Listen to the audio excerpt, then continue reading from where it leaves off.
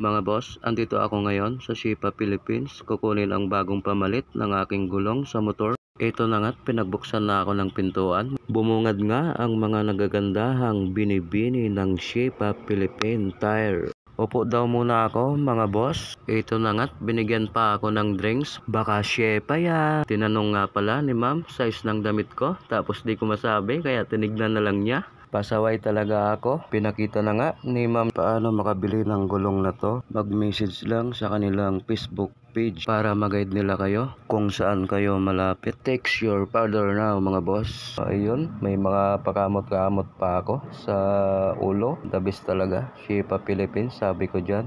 Ayaw ko nang magpalit ng anuman na gulong. Kasi sa totoo lang mga boss, itong gulong na to, hindi dulasin. Tapos matagal mapudpod. Tapos ang maganda nito mga boss, pangmasang Pilipino ang presyo lang. Ayan na nga mga boss, ang damit na binigay. Hindi lang isa, hindi lang dalawa, hindi lang tatlo, kundi 4. Sabi nga ni ma'am, isukat ko daw. Kaya ayan, binuksan niya yung isa. Kung tama ba yung size, para sure na sure talaga. Huwag nang patagalin yan. Take your father. Tama kaya mga boss? Tignan natin. Ayan. Ayun na.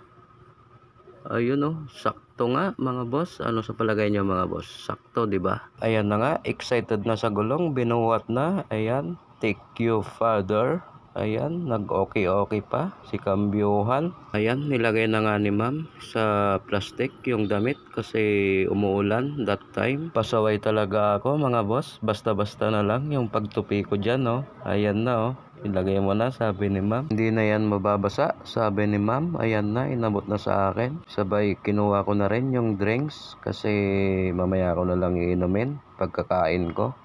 Kasi hindi pa ako kumakain that time. Baka mangangasim yung tiyan ko mga boss. Ayan na nga, lumabas na ako.